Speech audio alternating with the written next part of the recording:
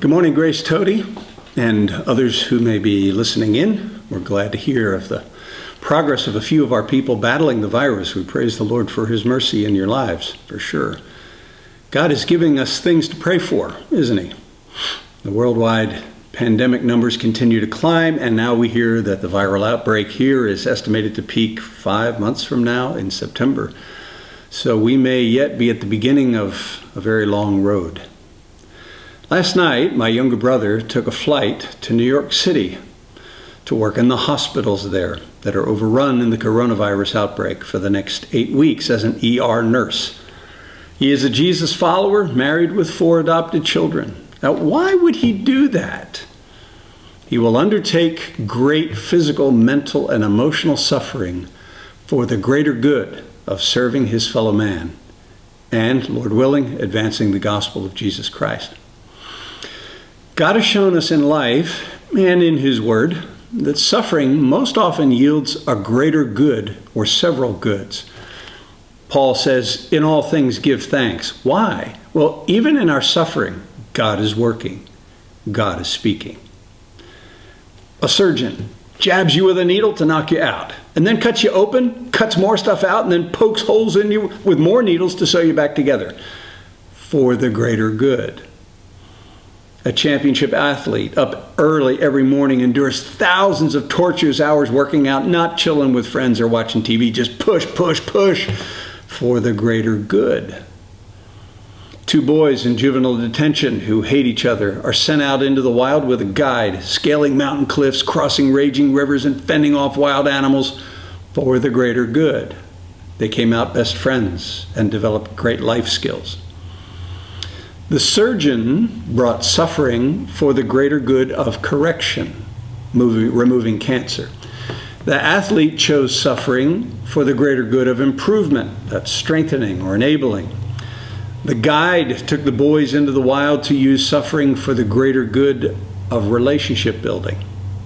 I want to take a look this morning at Acts chapter 17, 22 to 28, if you got a Bible nearby. I love this message of Paul's. It's the only message in the New Testament given to pagans. Most every other message was to people who already believed in God, maybe Jehovah God. Not this group. These were Greek philosophers who believed in many gods. They heard Paul's strange and new teaching was different, so they invited him to speak in their forum. Verse 22, so Paul, standing in the midst of the Areopagus, said, Men of Athens, I perceive that in every way you are very religious. For as I passed along and observed the objects of your worship, I found also an altar with this inscription, To the unknown God. What therefore you worship is unknown, this I proclaim to you. The God who made the world and everything in it. Now notice he doesn't start with Jesus, he goes back to creation. Being Lord of heaven and earth, does not live in temples made by man, nor is he served by human hands as though he needed anything, since he gives to all mankind life and breath and everything. And he made from one man every nation of mankind to live on all the face of the earth, having determined allotted periods and the boundaries of their dwelling place, so that they should seek God and perhaps feel their way toward him and find him. Yet he's not actually far from each one of us, for in him we live and move and have our being. As even some of your own poets have said, for we are indeed his offspring. Now I want to focus at the end of verse 26 and verse 27. Most commentaries don't even deal with this, but it's actually perfectly applies to this coronavirus situation. Paul says that God sovereignly determined or assigned or prearranged the periods of time and localities in which nations would flourish through human history. Note why. So that they should seek God and perhaps feel their way toward him and find him.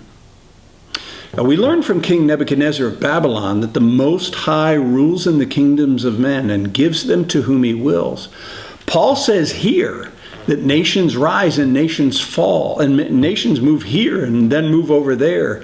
God working behind the events, motivating them to seek and feel their way toward and find God.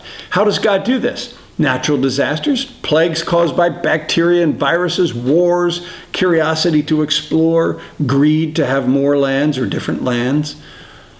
The first greater good that God accomplishes through suffering is that God is drawing mankind to himself, jolting and relocating people to get them really searching for him. You see, God is a hidden God. He sends us clues that we can follow, but you have to make an effort of faith to find him. But mankind is so independent and so busy looking down and working hard to pursue our dreams.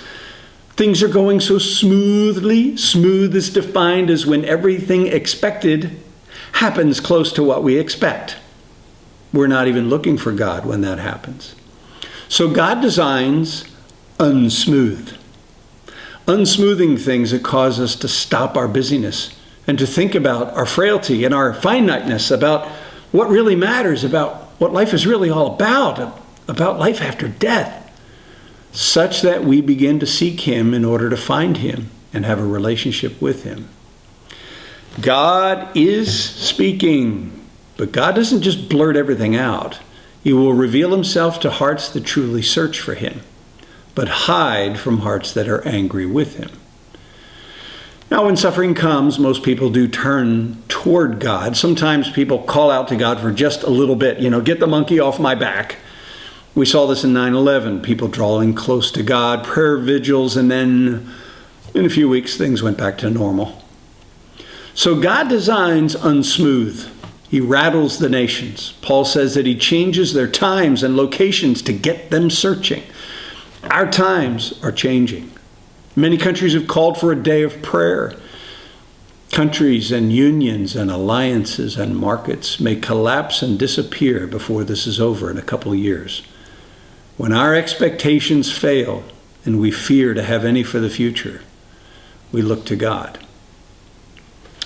A second greater good is that through the suffering, God is equipping people for greater service to mankind, changing the scope of their influence and making them an inspiration to others. One person said, God takes you on a detour, but you learn that your detour is actually God's main road for you. Think of the great art, the poetry, and the music created by people who suffered terribly. Helen Keller, who was blind her whole life, wrote, "All the world is full of suffering. It is also full of overcoming." And we know many of these overcomers. Would the hymn, "It Is Well With My Soul," have ever been written if Horatio Spafford's 4 daughters hadn't gone down with that ship in the Atlantic? Would we ever have known much about the woman named Elizabeth Elliot if Jim and the other missionaries had never been killed by the Wadani in 1956? Ron Hamilton was the choir director at a Christian school. Mike Karen sang in his choir. The pain behind his eye was cancer. He had the eye removed. People remarked that his eye patch made him look like a pirate. And so began Ron's work as a singer, songwriter, composer, and evangelist, producing 38 children's albums as Patch the Pirate. Johnny Erickson Tada was going off to college, but was paralyzed from the neck down in a diving accident. And for 40 years, in a wheelchair, has been a painter, writer, and international speaker who's had a ministry to the disabled and encouraged millions due to that paralysis and God's grace enabling her to overcome. She said, "One day I will stand on my resurrected legs next to Jesus and thank him for the blessing of the bruising of that wheelchair." And finally, Laura Story won the Dove Award for Christian Music in 2012 for her song Blessings, based on her suffering through her new husband Martin getting a brain tumor in 2006 and then contracting meningitis during the surgery to remove it. He didn't even know who she was at times, and her perfect world was thrown into turmoil. The song Blessings is a brilliant apologetic, a defense of why God allows suffering. I'll include it in a link below this post when Johnny Erickson Tada introduces Laura Story, who performed this recording last year. These people went through deep darkness trying to understand God's ways, relying on God's promises. Far deeper and darker than where this pandemic will ever take us. So this morning, two greater goods that God is accomplishing. God is changing the times, jolting mankind out of our routine smoothness to get us searching for him. God is speaking. And secondly, God is equipping people for greater service to mankind, changing the scope of their influence, expanding it, and making them an inspiration to others. God bless you today, and walk with him.